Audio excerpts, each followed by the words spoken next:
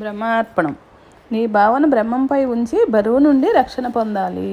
భావన అంటే మన బాహ్యంలో అటు అటు తిరగకుండా బ్రహ్మ వైపు మళ్ళించి ఆ బాహ్య బరువు నుండి రక్షణ పొందాలి అని చెప్తున్నారు అమ్మ అక్కడ. నువ్వు బ్రహ్మ వైపు దృష్టి, భావన, నీ సూపు అన్నీ అటు ఉన్నాయంటే దాని యందు రక్షణ పొందుతావు అని చెప్తున్నారు అన్నమాట. ఇలా ప్రతి క్షణం చేయాల్సిందే. ఎందుకంటే ప్రతి క్షణం కాలంలోని గతం దాగి ఉంది. ప్రతి క్షణం ఎందుకు చేయాలి? కాలంలో మన గతం దాగి ఉంది కనుక అది ఎప్పుడు ఆ వైపే లాగుతూ ఉంటుంది కనుక ప్రతి క్షణం ఆ బ్రహ్మం పైన భావన పెట్టి తేలిగ్గా హాయిగా ఉండాలి అని చెప్తున్నారు అమ్మ అక్కడ. చేయాల్సిందే. అందులో ఏముందో తెలియదు కావున సుఖ దుఃఖాలలో ఏది ఉన్నా ధ్యాసతో నీవు దానిని స్వీకరించాలి. వచ్చే కాలంలో నీకు వచ్చి ఏంటంటారు టైంలో ఏముందో తెలియదు కావున బాహ్యంలో నీకు వచ్చే అనుభవంలో ఏది దాగుందో తెలియదు కాబట్టి సుఖ దుఃఖాల్లో ఏది ఉన్నా బ్రహ్మధ్యాసతో నీవు దానిని స్వీకరించాలి. బ్రహ్మం పైన ధ్యాస పెట్టి ఆ మూలం నుంచి స్వీకరించేవంటే మళ్ళీ కర్మ లేని కర్మకి రెడీ అవుతావు. కర్మ లేకుండా బ్రహ్మంగా నిలబడతావు అని చెప్తున్నారు. స్వీకరించాలి. ఏ ఖర్చు కష్టం లేని భావంతో బ్రహ్మాన్ని పొందవచ్చు. బ్రహ్మాన్ని పొందడానికి ఖర్చు కానీ కష్టపడవలసిన పని కానీ ఏదీ లేదు. హాయిగా ఖాళీగా హాయిగా అలా ఉండటమే అని చెప్తున్నారమ్మ అక్కడ. అలా ఉన్నప్పుడు మాత్రమే ఆ బ్రహ్మాన్ని పొందవచ్చు. జ్ఞానం దేనికంటే నిజానికి అదే నీవై ఉన్నావా నిన్ను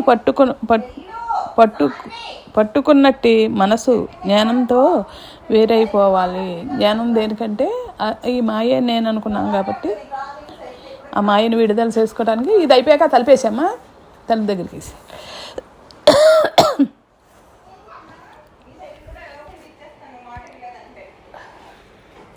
ఆ మాయను విడదీసుకుని మాయలో ఉన్నాం కాబట్టి మాయ వైపు తిరుగుతోంది మనసు. దాన్ని ఎప్పుడు ఎల్లవేళ్ళ ఆ బ్రహ్మం పైనే ఉంచి బ్రహ్మదృష్టితో నిజానికి అదే నీవై ఉన్నా నిన్ను పట్టుకున్నట్టు మనసు జ్ఞానంతో మైమరవాలి. అదే నీవై ఉన్నా ఏది మనమై ఉన్నాం ఆ పరమాత్మ ఆ ఆత్మస్థితే మంద కనుక ఆత్మవైపే ఉన్నాం కనుక తెలియబడలేదు. అటువంటి మనసు జ్ఞానం వైపు తిప్పుకోవాలి. జ్ఞానంతో ఆ మనసు వేరైపోవాలి అని చెప్తున్నారు అమ్మ అక్కడ. నీ నిజస్థితి నీకు వదిలేస్తుంది. అప్పుడు నిజస్థితిని నీకు వదిలేస్తుంది. మనసు ఏం చేసినప్పుడు బ్రహ్మం చేయగా ఆ నిజస్థితిని మనకు వదిలేసి నీ స్థితిని నిన్ను చేర్చి తాను కనుమరుగయ్యింది. తాను ఆ నిజస్థితిని మనకు వదిలేసి నీకు వదిలేస్తాను తప్పుకుంది అని చెప్తున్నారు అమ్మ అక్కడ. మనసు కోసమే జ్ఞానం, ఆత్మజ్ఞానం అవసరం లేదు. మనసు కోసమే ధ్యానం చేయాలి. ఆత్మకైతే ధ్యానం అవసరం లేదు. అక్కడ ఆత్మే కనుక ఆత్మతో దేనికి చేసేది లేదు కనుక కొలిసేది దేనికి సాటి లేదు కనుక ఆత్మకి జ్ఞానం అవసరం లేదు. ఈ మనసుని తప్పించుకుని మనసు దాటడానికి మాత్రమే ఆ ధ్యానం అవసరం అని తెలియజేస్తున్నారమ్మ.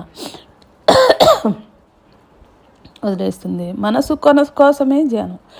అలాగే ధ్యానం దేనికంటే నీ నిజస్థితిలో దృఢత్వం రావడం కోసం ధ్యానం చేయాలి.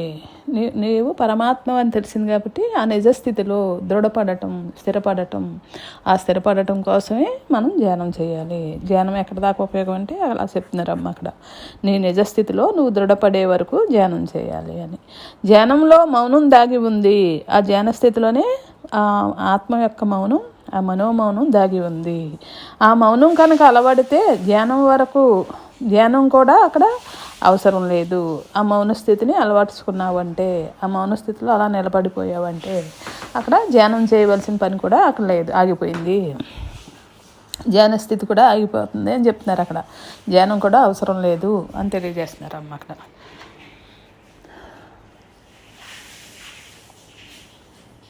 నీ స్వరూపస్థితికై ఇవన్నీ చేస్తున్నావు. నీ స్వరూపం లోపల ఏ ఆత్మ అయితే ఉందో ఆ ఆత్మను అందుకోవటానికి, నువ్వు ఆత్మను అనుభవించడానికి, ఆత్మను చేరటానికి ఇవన్నీ చేయాలి, ఈ సాధనలో ఉండగా ఇవన్నీ అవసరం అని తెలియజేస్తున్నారు అమ్మ అక్కడ.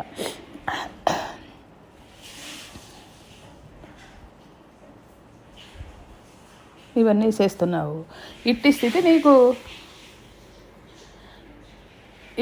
నీకు ఏర్పడితే ఆ స్థితి నీవు అనుభవించాలి, కానీ ధ్యానాలతో పని లేదు.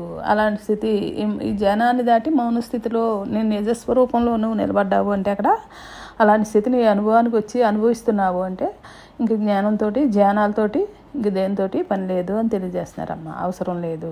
మనసు కదిలితే జ్ఞానం అవసరం. ఒక బ్రహ్మమునకు జ్ఞాన ధ్యానాలు రెండు భుజముల వంటివి. మనసు కదిలింది అంటే అక్కడ మళ్ళీ ధ్యానం అవసరం అవుతుంది. ఒక మనిషికి ఒక మనసుకి ఈ జ్ఞానం రెండు భుజాల వంటివి అని తెలియజేస్తున్నారమ్మ అక్కడ.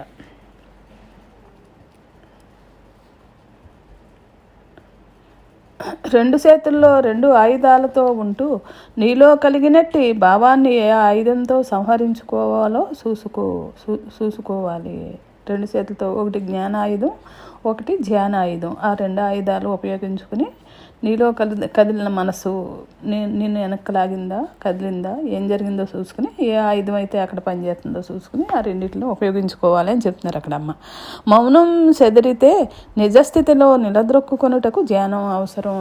మౌనస్థితి నుంచి కదిలేవు, మౌనం జారింది అంటే నీ నిజస్థితిలో మళ్ళీ నువ్వు నిలదొక్కుకోవడానికి అక్కడ ధ్యానం అవసరం అని తెలియజేస్తున్నారు అమ్మ అక్కడ. ధ్యానం అవసరం. ఆలోచన వస్తే దాన్ని తమిరి వేయుటకు జ్ఞానం అవసరం. ఆలోచనలు వచ్చినాయి అంటే మళ్ళీ దాన్ని తమిరి కొట్టి ఆలోచన లేని స్థితిలో మళ్ళీ నిలబడటానికి అక్కడ జ్ఞానం అవసరం అని చెప్తున్నారు అమ్మ అక్కడ. అంటే అదే నీవై ఉన్నప్పటికీ మాయతో మరపించినందున నీవు ధ్యానాలు ఇవ్వబడ్డాయి. అదే నీవైనప్పటికీ కూడా మాయ నేను ఎప్పుడో ఒకప్పుడు మాయ చేస్తుంది, మరిపించింది కాబట్టి ఆ మాయలో ఉండే ఇటు వచ్చాం కాబట్టి ఇప్పుడు ధ్యానాలు అవసరం అవుతూ ఉంటాయి అని చెప్తున్నారు అమ్మ అక్కడ. సాధకుడికి అవి అవసరం ఉంటాయి, జ్ఞానికి ఏమీ అక్కర్లేదని చెప్తున్నారు అక్కడమ్మ. నీకు ధ్యానాలు ఇవ్వబడ్డాయి, వాటిని ఉపయోగించుకొని నిజస్థితిలో నిలబడాలి. నీ మౌనం చెదరినప్పుడు వాటిలో నీకు అవసరం లేదు.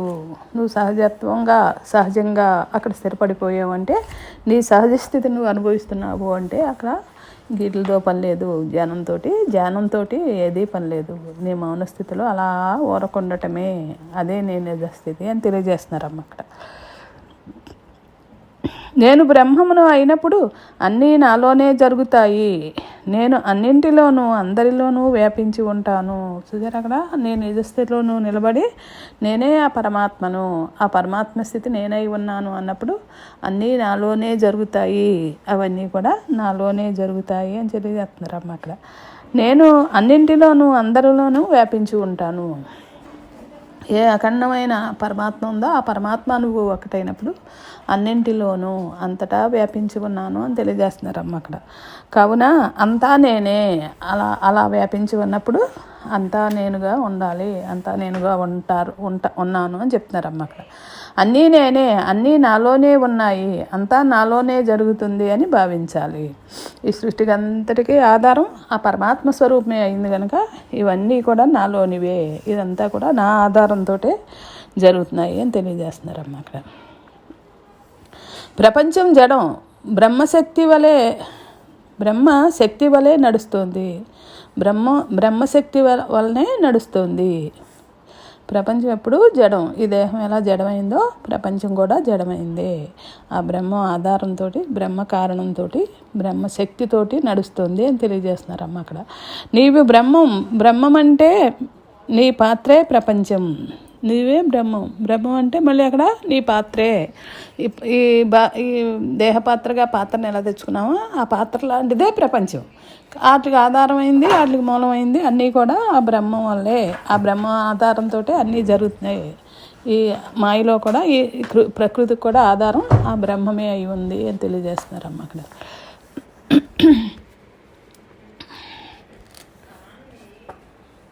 నడుస్తుంది. అలాగే నీవు బ్రహ్మం, నీ దేహం జడం. నీ వల్లే ఆ జడ చైతన్యం జడం చైతన్యవంతమయ్యింది.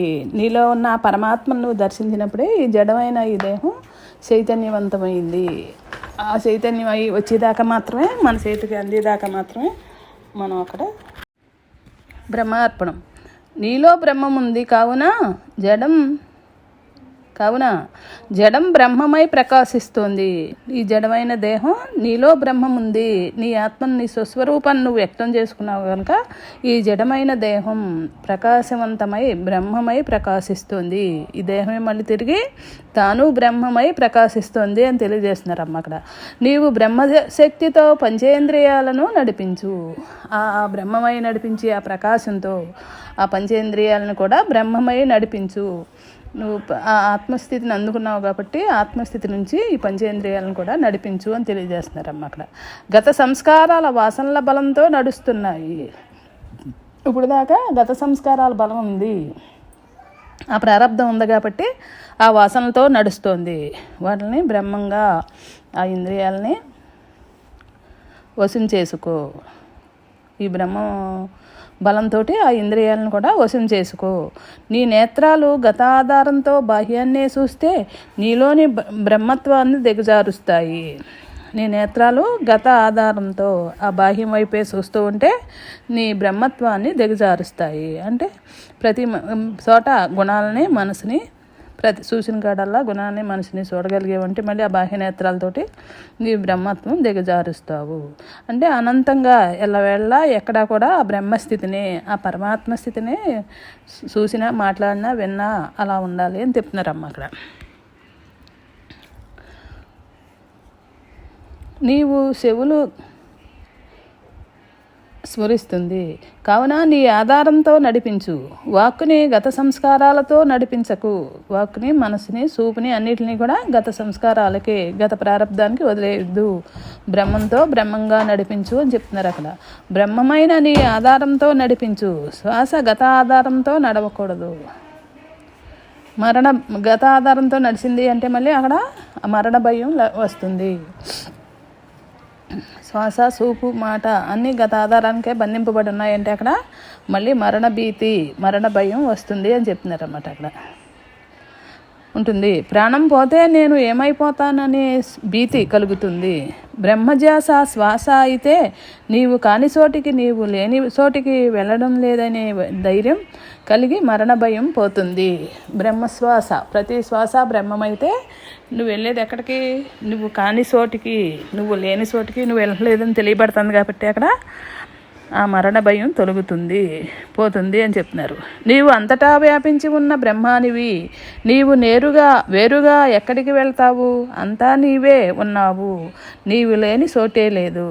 నువ్వు అంతటా అనంతంగా వ్యాపించి ఉన్న బ్రహ్మానివి గనక నీవు వేరుగా ఎక్కడికి వెళ్తావు? నీవు లేని చోటే లేదు. ఆ జ్ఞానానుభవం పొందేసరికి జ్ఞానం వైపు మాట, సోగు, వినికిడి అన్నీ బ్రహ్మ వైపు మళ్ళీ కాబట్టి ఇప్పుడు ఎలా ఉండగలవు అని తెలియజేస్తున్నారు అమ్మ అక్కడ. మనం వెళ్ళేది ఎక్కడ వెళ్ళినా, ఎక్కడ నిలబడినా, ఎలా ఉన్నా, ప్రాణం ఉన్నా పోయినా కూడా ఉన్నది ఆ పరమాత్మలోనే అనే ధైర్యం ఏర్పడుతుంది అని తెలియజేస్తున్నారు అమ్మ అక్క. అంతా నీవే ఉన్నావు, నీవు లేని చోట్లేదు. అప్పుడు నీవు మరణించాక ఎక్కడికి వెళ్తావు? ఎక్కడికి వెళ్ళినా ఉన్నది బ్రహ్మమే కదా. ఆ బ్రహ్మంలో బ్రహ్మంగా కలవటమే కాబట్టి అక్కడ మరణ భయం ఆ విధంగా పోతుందని చెప్తున్నారు అక్కడ అమ్మ. నీవుగా మిగిలిపోతావు. ఇంద్రియాలు గత సంస్కారపు వాసనలతో నడిస్తే నీ బ్రహ్మత్వాన్ని అవి లాగేస్తాయి. నీవు బ్రహ్మ సంస్కారంతో నడిపిస్తే నీ బ్రహ్మత్వం మరింత పెరుగుతుంది. ఈ ఇంద్రియాలని, ఈ పంచేంద్రియాలని బ్రహ్మతత్వంతో బ్రహ్మంగా నడిపేవు అంటే అక్కడ నీ బ్రహ్మం మరింత పెరుగుతుంది. బ్రహ్మత్వాన్ని మరింత నిలబెట్టుకుంటావు అని చెప్తున్నారు అక్కడ. నీవు బ్రహ్మ సంస్కారంతో నడిస్తే నీ బ్రహ్మత్వం, ఇంద్రియాలు మంచివి కావు, చెడ్డవి కావు. నడిపించేటి సారథి యొక్క సంస్కారం మీద అవి నడుస్తాయి. ఇంద్రియాలు అవి మంచివి కాదు, చెడ్డవి కాదు. నీ నడిపించే ఆ సారథి యొక్క సంస్కారాల మీద ఇంద్రియాల కదలిక నడుస్తూ ఉంటుంది అని చెప్తున్నారు అమ్మ అక్కడ.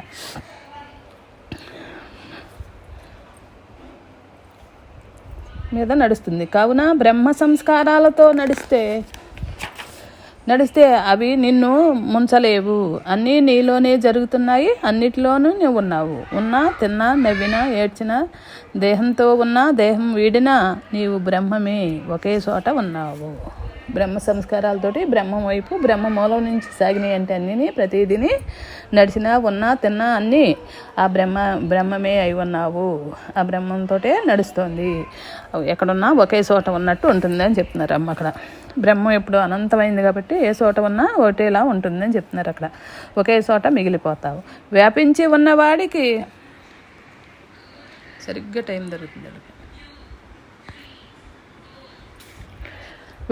అంతటా వ్యాపించి ఉన్నవాడికి ఏముంటుంది? మరో లోకం ఏముంటుంది? నీవు ఉన్న చోట ఉంటావు. అది దేహంగా కావచ్చు, దేహం విడిశాక కావచ్చు. ఎందువల్ల ఏ మార్పు లేదు నీకు. అంతటా ఉన్నవాడికి భేదమేముంది? ఎక్కడ ఉన్నా, ఎలా ఉన్నా, దేహం ఉన్నా, దేహం లేకపోయినా కూడా అనంతంగా ఎల్లవేళ్ళ ఉన్నావు కాబట్టి ఎక్కడున్నా ఒక్కటే. ఉన్నా లేకపోయినా కూడా ఒక్కటే. దేహం ఉన్నా లేకపోయినా కూడా ఆ పరమాత్మ కాబట్టి పరమాత్మగానే ఉంటావు అని తెలియజేస్తున్నారు. ఎక్కడున్నా భేదం లేదు అని చెప్తున్నారు అక్కడ. కాలానుగుణంగా నడుస్తుంది. నీవు వాటికి అతీతుడవు, అధిపతివి. నీ ఆజ్ఞ ప్రకారం అవి నడుస్తున్నాయి. కాలానుగుణంగా ఎలా నడుస్తున్నాయి? ఈ వచ్చిన జీవితం, ప్రారంధం అన్నీ కూడా కాలానుగుణంగా సాగిపోతాయి. అప్పుడు నీ ప్రేరణ లేదు అక్కడ. అంతకుముందు నేను అని పూసుకున్నాం కాబట్టి అది బాహ్యానికి చెంది మాయలో లాగింది. ఇప్పుడు ఆ బ్రహ్మంగా నిలబడి బ్రహ్మమూలం నుంచి జరుగుతున్నాయి కాబట్టి కాలాన్ని అనుసరించి కాలానుసారం నడుస్తున్నాయి అని చెప్తున్నారు అమ్మ అక్కడ. అవి నడుస్తున్నాయి. అప్పుడు నీ ఆజ్ఞ ప్రకారం అవి నడుస్తున్నాయి. అంటే నువ్వు బ్రహ్మానివై మూలం నుంచి బ్రహ్మంగా ఆజ్ఞ వేసావు కనుక అలా మూలాధారంతో నడుస్తోంది అని తెలియజేస్తున్నారు అమ్మ అక్కడ. నడుస్తోంది. నీవు వాటికి అతీతుడవు, అధిపతివి. నీ ఆజ్ఞ ప్రకారం అవి నడుస్తున్నాయి. ప్రకృతి నిర్మిత దేహాన్ని నీవు ఆజ్ఞాపించు. ప్రకృతితో నిర్మింపబడిన ఈ దేహాన్ని నువ్వు బ్రహ్మంగా ఉండి, ఆత్మగా ఉండి ఆజ్ఞాపించు అని తెలియజేస్తున్నారు. అంటే నీ దేహ ఇంద్రియాలను బ్రహ్మంగా నడిపించు. నీ దేహేంద్రియాలను బ్రహ్మమయమై బ్రహ్మంగా నడిపించు. నీవు నిజానికి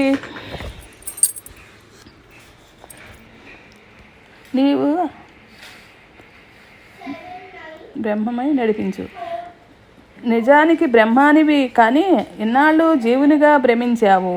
నువ్వు నిజానికి ఇప్పుడు అప్పుడు ఎప్పుడు కూడా బ్రహ్మానివే, కానీ ఆ జీవలక్షణాలు ఈ మాయ ఉన్నందువల్ల, జీవలక్షణాలతో జీవించినందువల్ల జీవుడిగా భ్రమించావు. జీవత్వంలో ఉండి జీవంగా ఉండి జీవుడిగా భ్రమించావు. ఏనా భ్రమించావు. జీవుడంటే ఎవరు? బ్రహ్మము. ఒక దీపం అనుకుంటే ఆ దీపం యొక్క నీడే జీవుడు.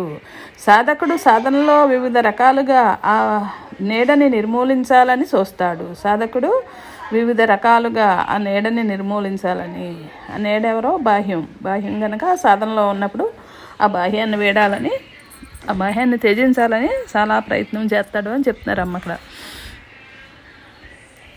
భ్రమించావు, నిర్మూలించాలని చూస్తాడు, కానీ అది సావదు. ఎందువల్ల? బ్రహ్మమునకు కారణం లేదు కనుక ఆయన నీడకి మరణం ఉండదు. ఆ బ్రహ్మానికి కారణం లేదు, కార్యకారణం వల్ల ఎప్పుడూ ఉండడు కనుక బ్రహ్మం ఆ పరమాత్మ. అందుచేత ఆ నీడకు కూడా మరణం లేదు. అది ఎప్పుడు ఉండేదే. ఈ దేహం ఉన్ననాడు ఆ నీడ నిలబడుతుంది అని చెప్తున్నారు అమ్మ అక్కడ. మరణం ఉండదు. కావున అవగాహన ద్వారా అరికట్టాలి. నువ్వు అవగాహన ద్వారా నీ అవగాహనను పెంచుకుని నువ్వు పరమాత్మ స్థితిలోంచి దాన్ని అరికట్టాలి. నీవు బ్రహ్మజ్యోతిగా మారుట ద్వారా అరికట్టాలి. ఆ బ్రహ్మజ్యోతి యొక్క నీడ వలె ఉంటే ఆ చీకటిలో నీకు ప్రతిదీ కూడా భయం గొలిపే విధంగాను, ఆశాపాశంగాను, మోహపూరితంగాను ఉంటాయి. నువ్వు బ్రహ్మజ్యోతిగా మారుట ద్వారా అరికట్టాలి. ఆ భయం అన్నదాన్ని, ఆశని, కోరికల్ని, వీళ్ళన్నిటిని కూడా అరికట్టాలి. ఆ బ్రహ్మజ్యోతి యొక్క నీడ వలె ఉంటే ఆ చీకటిలో నీవు ప్రతిదీ కూడా భయం గొలిపే విధంగాను, ఆశాపాశంగాను, మోహపూరితంగాను ఉంటాయి. చీకట్లో తాడు పాము వలె కనిపిస్తుంది, కానీ అప్పుడు భయం కలుగుతుంది. అంటే జీవత్వంలో భయం ఉంటుందని తెలుసుకోవాలి. జీవ లక్షణాలు ఉన్న కాడ, జీవత్వం ఉన్న కాడ భయం ఉంటుంది అని తెలుసుకోవాలి. చీకట్లో పాత వస్తువు అయిన కొత్త దాని వలె కనిపిస్తుంది. అప్పుడు దానిపై ఆశ కలుగుతుంది. అప్పుడు మోహబంధంలో సిక్కుకోవడం జరుగుతుంది. అదే వెలుతురులో అయితే అది పాత వస్తువు అని తెలుస్తుంది. అంటే జ్ఞానంగా ఉన్నప్పుడు ప్రతిదీ కూడా తెలియబడుతుంది. అది మంచి, ఏది చెడ్డ, ఏది నిజం, ఏది అబద్ధం అన్నది తెలియబడుతుంది. అజ్ఞానంలో ఉన్నప్పుడు అన్నీ అజ్ఞానంగానే కనిపిస్తాయి, అన్నీ భయంగానే కనపడతాయి అని తెలియజేస్తున్నారు అమ్మ అక్కడ. అందుకు జ్ఞానం వైపు నడవండి, జ్ఞానాన్ని తెలుసుకోండి. వెలుతురికి చీకటికి వ్యత్యాసం ఎలా ఉందో బ్రహ్మంగా ఉన్నప్పుడు, మాయలో ఉన్నప్పుడు కూడా అదే ఉంటుంది. అలాగే బ్రహ్మత్వపు వెలుగులో అన్నీ శాశ్వతం అని తెలియబడతాయి. ఆ బ్రహ్మత్వం యొక్క వెలుగు అంటే బ్రహ్మం అంటే అనంతమైంది కాబట్టి, ఎప్పుడు చీకటి ఉండదు కాబట్టి ఆ బ్రహ్మత్వమైన వెలుగులో అన్నీ అనంతంగా శాశ్వతంగా తెలియబడతాయి అని చెప్తున్నారు. జీవితపు చీకట్లో అన్నీ శాశ్వతంగా అనిపిస్తాయి. బ్రహ్మత్వానికి జీవత్వానికి తేడా చీకటి వెలుతురు ఉన్నంత తేడా ఉంది. నువ్వు బ్రహ్మంగా ఉన్నప్పుడు, బాహ్యంలో ఉన్నప్పటికీ తేడా ఏంటంటే చీకటి వెలుతురు ఉన్నంత తేడా ఉంది. వెలుతురు అంటే ఆ పరమాత్మ స్థితి ఎల్లవేళలా చక్కగా అఖండంగా అనంతంగా తేజోమయంగా ఉంటుంది కనుక దాన్ని వెలుతురుతో పోల్చారమ్మ.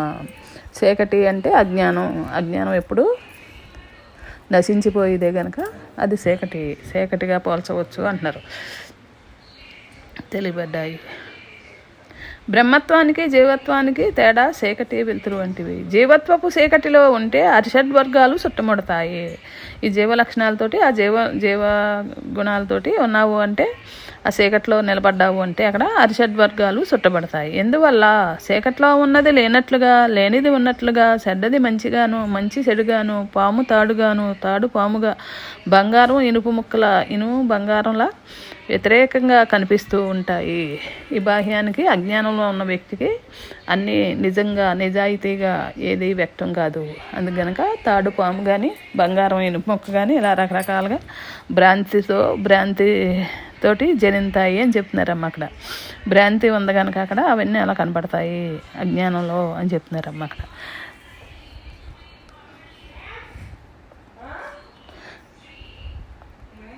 వెలుగు అయిపోతా నిన్ను ముంచుతున్నాయి. నీవు జీవత్వ చీకట్లో ఉన్నందున నీవు బ్రహ్మం వెలుగు వైపు సత్యాసత్యాలు తెలిసిపోయి నిన్ను ఎట్టి వికారాలు కదిలించలేవు. ఆ బ్రహ్మ వెలుగులో నువ్వు ఉన్నావంటే సత్యాసత్యాలు, ఏది నిజం ఏది అసత్యం అన్నది తెలియబడుతుంది కాబట్టి అక్కడ ఏ చీకటి నిన్ను ముంచలేదు, ఏ చీకటి నిన్ను ఆపలేదు, కదపలేదు అని తెలియజేస్తున్నారమ్మ. ఏది పాపమో ఏది తాడో తెలిసిపోతుంది. అప్పుడు బ్రహ్మము అతీతంగా ఉంటూ పాత్ర సాఫీగా సాగిపోతుంది.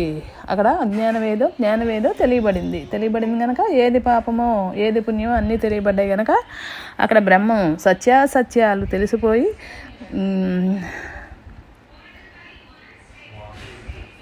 నిన్ను ఎట్టి వికారాలు కదిలించలేవు. ఎలాంటివి వచ్చినా కూడా ఆ సత్యం అనుభవానికి అందింది కాబట్టి ఏ వికారాలు ఏది కూడా నిన్ను దిగజార్చలేవు, ఏవి కలపలేవు అని చెప్తున్నాయి అక్కడ.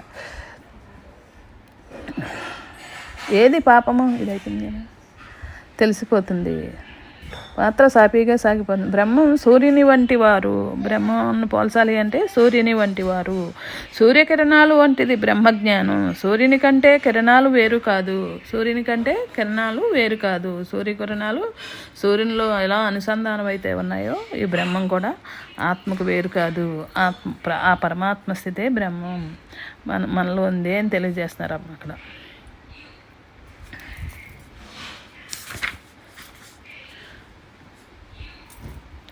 కాలం కాలచక్రంలో లయం చేయదు అంటే నీలో ఉన్న వెలుగులో నీవు చీకటి జ్ఞానాధారంతో గుర్తించి నీవే తొలగించి తిరిగి జ్ఞానమూలమైన బ్రహ్మముగా స్థిరపడాలి. కాలంలో కలిసి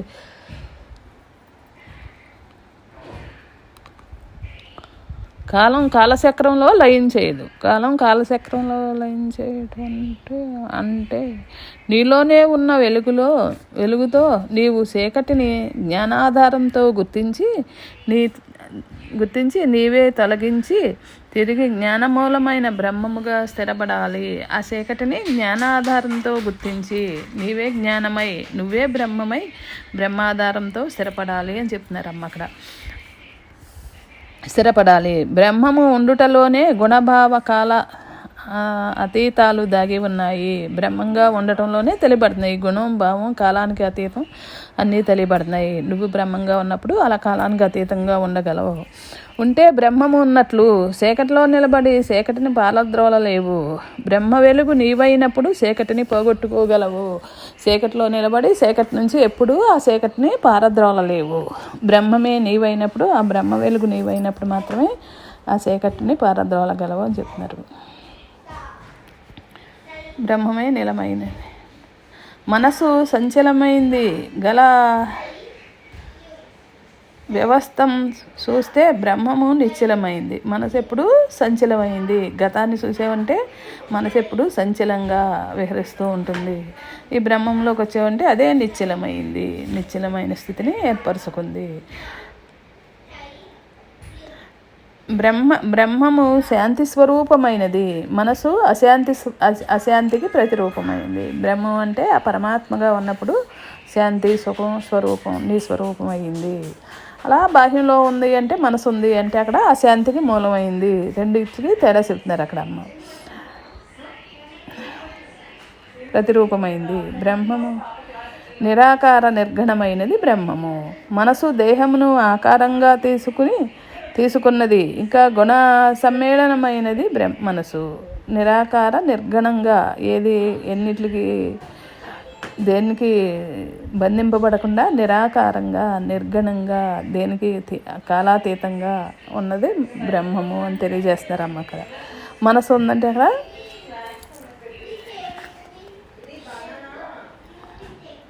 మనసు విశేషంతన, ఆలోచన, సంకల్పాలు వీటి సమాహారం అయినది. విశేషంతన, ఆలోచనలు వీటి సమాహారంతో మనసు ఉంటుంది అని చెప్తున్నారు అక్కడ అమ్మ.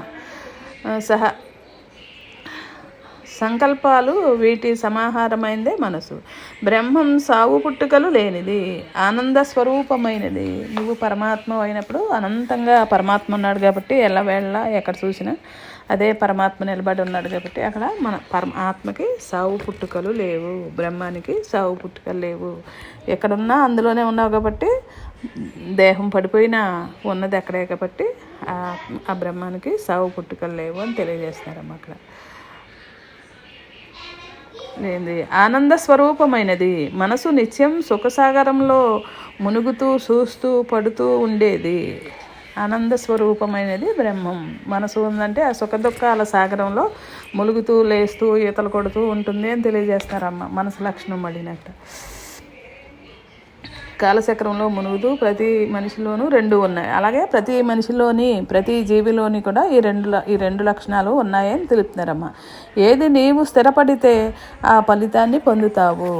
ఏది నువ్వుగా నిలబడ్డావంటే, ఏ అనుభవంలో నువ్వు నిలబడ్డావంటే ఆ ఫలితం అదే ఫలితాన్ని పొందుతావు అని చెప్తున్నారు అక్కడ. అందుకే బ్రహ్మ లక్షణాలతోటి బ్రహ్మంగా జీవించండి, బ్రహ్మంగా ఉండండి, మాయను వదిలేయండి అని తెలియజేస్తున్నారమ్మ అక్కడ. పొందుతావు. సాధకునికి లేని ఫలితం ఎలా ఉంటుందో తెలిసింది కనుక బ్రహ్మంగా స్థిరపడాలి. సాధకునికి లేని ఫలితం లేనిది బ్రహ్మత్వం ఎలా ఉంటుందో తెలిసింది కాబట్టి ప్రతి వాళ్ళు కూడా ఆ బ్రహ్మంగా స్థిరపడాలి, ఆ బ్రహ్మానుభవంలో నిలబడాలి, ఆత్మానుభవంలో అనుసంధానం అవ్వాలి అని తెలియజేస్తారు అక్కడ అమ్మ. సాధకుడు బ్రహ్మస్థిరుడై అతడిలోని బ్రహ్మత్వం సూర్యుని వలె ప్రకాశించాలి. సాధకుడు బ్రహ్మస్థిరుడై ఆత్మస్థిరుడై అతనిలోని బ్రహ్మం సూర్యుడి వలె ప్రకాశించాలి అని తెలియజేస్తారమ్మ అక్కడ. మన స్థిరత్వం మనం నిశ్చలంగా చక్కగా ఆ పరమాత్మతో నిలబడ్డామంటే అక్కడ ఆ సూర్యుడి వలె ఎప్పుడు ఒకప్పుడు ఉండి ఒకప్పుడు లేకుండా ఆ సూర్యకాంతి వలె ప్రతిబింబించాలి అని తెలియజేస్తున్నారమ్మ అక్కడ. మనలోని వెలుగు ఆత్మజ్యోతి వెలుగు సూర్యబింబం వలె ప్రతిబింబించాలి అని తెలియజేస్తున్నారు. కనుక బ్రహ్మంగా స్థిరపడాలి. సాధకుడు అప్పుడు కిరణాలు అతడి పాత్రకి వెలుగుని చూపిస్తాయి.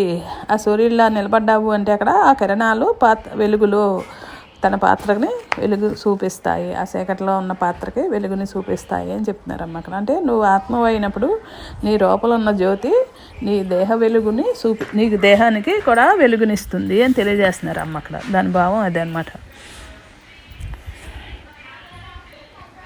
వెలుగుని చూపిస్తాయి. మనసు ప్రదేశంలో సూర్యకిరణాలు వంటి జ్ఞానాన్ని నింపితే పాత్రకి వెలుగు వస్తుంది. మళ్ళీ మనసు ఉన్న ప్రదేశంలో ఆ సూర్యకిరణాలు లాంటి జ్ఞానాన్ని నింపేవంటే ఆత్మజ్ఞానం కూడా అలా తేజోవంతమైంది కనుక ఆ జ్ఞానాన్ని నిలబెట్టేవంటే అక్కడ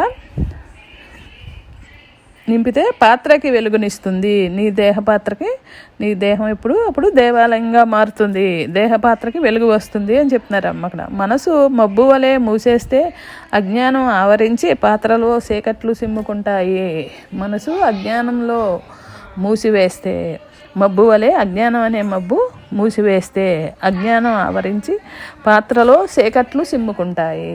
నీ దేహ పాత్రలో మళ్ళీ అక్కడ చీకటి, మళ్ళీ మాయ, ఆశ, అన్నీ ఆశయాపాశాలన్నీ మళ్ళీ సిమ్ముకుంటాయి అని చెప్తున్నారు అక్కడమ్మ.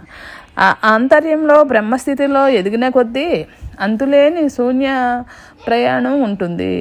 ఆంతర్యంలో నీ అంతర్మోహం అయ్యి ఆంతర్యంలో బ్రహ్మ ప్రయాణం జరిగే కొద్దీ కూడా నీ శూన్య ప్రయాణం ఉంటుంది. ఆ శూన్య ప్రయాణం అంటే ఏమీ లేని స్థితి కనుక, ఆనంద స్వరూపం తేజోమయమైన స్థితి కనుక ఆ శూన్య ప్రయాణం ఉంటుంది అని చెప్తున్నారు అమ్మ అక్కడ. అంటే అక్కడ రూపానికి కానీ గుణానికి కానీ దేనికి అతీతంగా ఉంటుంది కాబట్టి దాన్ని శూన్య ప్రయాణం అని పోల్చారు అమ్మ అక్కడ. దీనికి తీరం అంటూ ఉండదు. ఆయువు అయ్యే వరకు మౌనతత్వంలో ఖాళీగా ప్రయాణిస్తూ ఉంటాడు. దానికి తీరం అంటూ లేదు. ఎప్పుడు ఎక్కడ హాయిగా ఆ మనోమౌనులో నువ్వు ఆత్మని దేహాన్ని సరిపెట్టే వరకు కూడా, దేహాన్ని త్యజించే వరకు కూడా, అయ్యే వరకు కూడా మౌనతత్వంలో ఖాళీగా ప్రయాణిస్తూ ఉంటాడు.